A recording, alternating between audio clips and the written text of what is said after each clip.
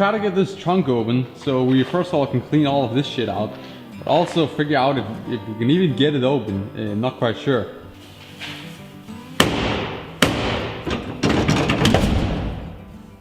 Oh shit!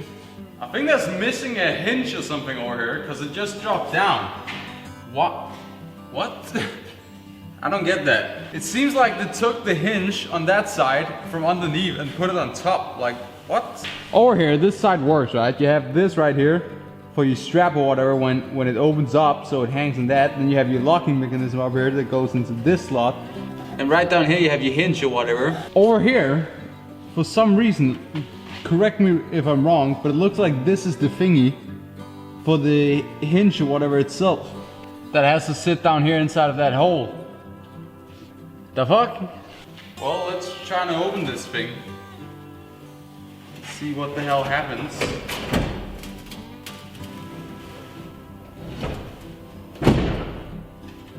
I mean, this is clearly not optimal, not at all. Whatever, now I get the chance to clean out the bed, I guess. So let's do that real quick. I'm really wondering why they would move the hinge up there. That doesn't make any sense. I'm gonna try to check if that's the case or thing or whatever. And then, you know, we maybe be able to just like put that back up there, I guess. I don't know, that doesn't make any sense. But in the future, I'm probably just gonna make my own lock and whatever, and we're probably just gonna order 2 new hinges here, so it, you know, it works, and remove the locking mechanism, and you know, make my own locking mechanism on the inside.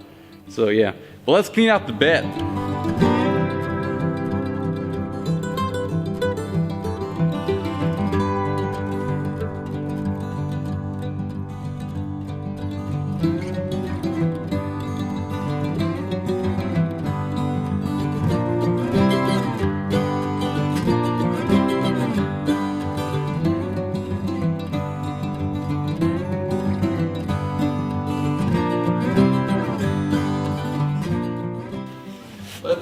Let's get some water in this bed and take it outside. Oh no!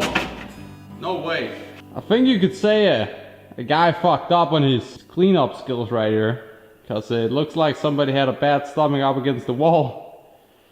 Oh well. Yeah, you wouldn't believe it. My lock is on the plus side today. The trunk fell down as soon as I stopped the recording, so at least it landed on the soft mud. Am I right? Oh baby! Well, luckily this guy put on this chrome piece, so that took most of the hit. That's great, I guess. Let's put this to the side.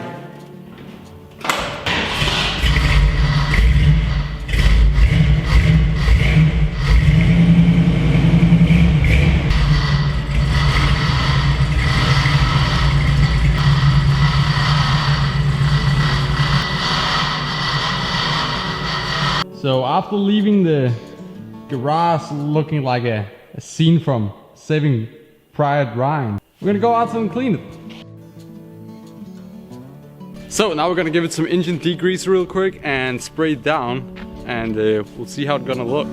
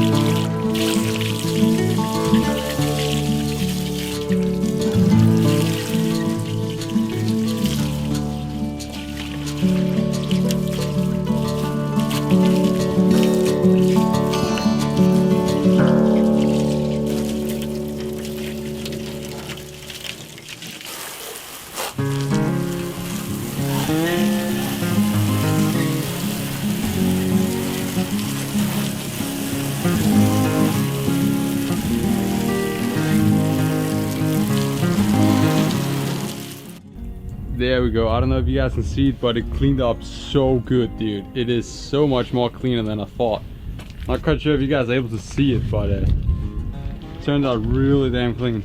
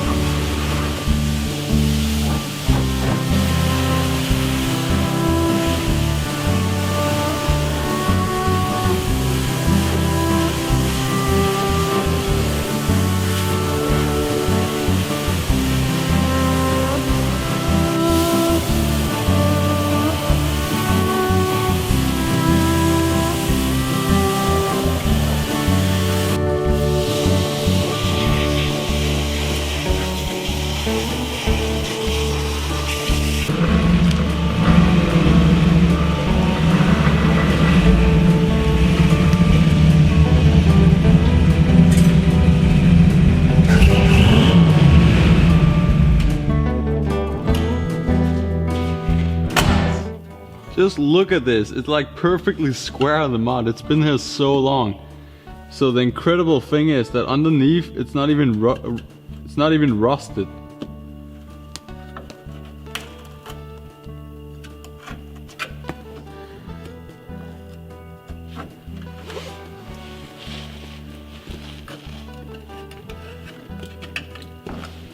It's literally just like rocks shaped as the panel.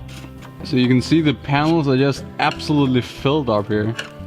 So I'm really glad we're not seeing any rust underneath it, because that could be a typical place that, you know, maybe these cars rust or whatever. Look at that, just giant chunks, perfectly shaped. Look at under the mud. You can literally see bare metal, galvanized steel or whatever. It's so crazy. This is such a solid car. It's so insane. Just again an overview so you guys can see exactly how clean this truck is. It is pretty crazy. I mean, we still have like factory black paint on the frame and stuff. There's nothing at all. Let's see if we can get this in one piece, shall we? Timber! Damn! Look at that. How long has that been there? Luckily it's been in California, so this has probably been dry the most of the time, but already just being here in Denmark for a few weeks, all this mud and dirt is so moist, you know, and if this would have been here, you know, for the entire lifetime of the truck, it would have rotted out big time underneath these pieces.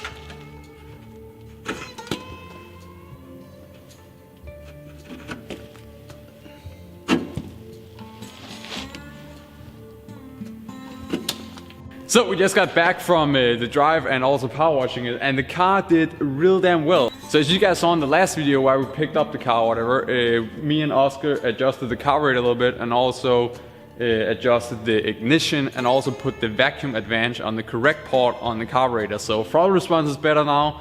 When I start the car up, I only have to keep it going in like 10-15 seconds, and then it can actually idle on its own, where before it had to, it had to be on for like, 2 minutes or something before it could actually idle on its own. So right now we just got back and the car drove great and all, and now I'm gonna start to tear into this car. We have some bushings I want to replace in the steering, because we have so much steering slop in this thing.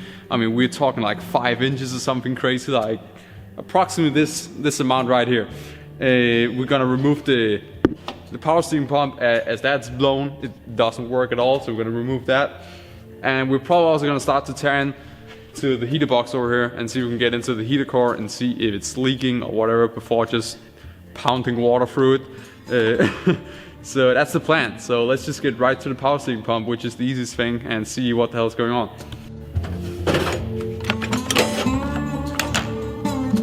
So I assume you have to loosen this one up first. It does seem like a pretty smart like bracket system or whatever they got going on here. But I don't know. We'll see, I guess.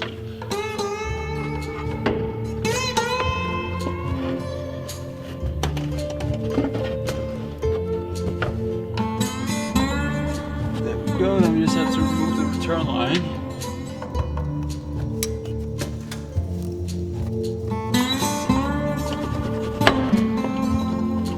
There we go. So I'm not quite sure what exactly is broken on this pump. So it has a little bit of play like this, but honestly it sounds fine inside.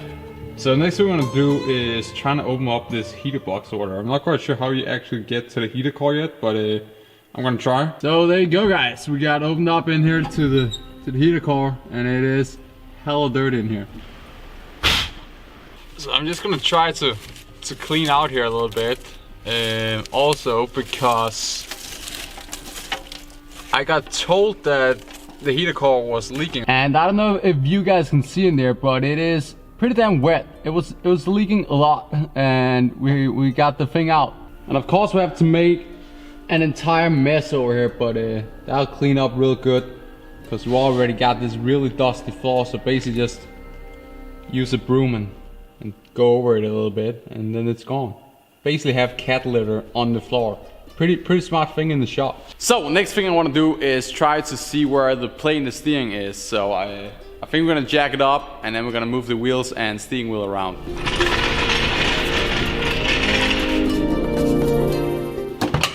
So if we open up here and stick our arm through the window right here and look down at the steering column, when the car's lifted up, we have approximately like, I don't know, 2 inches or something, as you can see right here.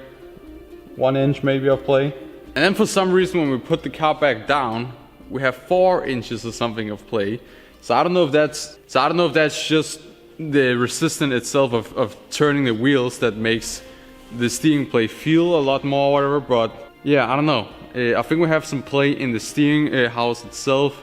Like the second saw or whatever, the gearbox, steering gearbox. Also, here's how the truck would look lifted, I guess. Not really my cup of tea, but yeah. So, thank you guys so much for watching today's video. If you did enjoy it, then don't forget to leave a like and a subscribe down below. I'll see you in the next episode with the white trash F250 shitty. F2 giddy up and go yo yo. I don't know, we don't have a name for it yet, but maybe drop a comment down below if you have any ideas for this. Bah, white trash. Not me. I'm talking about the truck, okay? Thank you.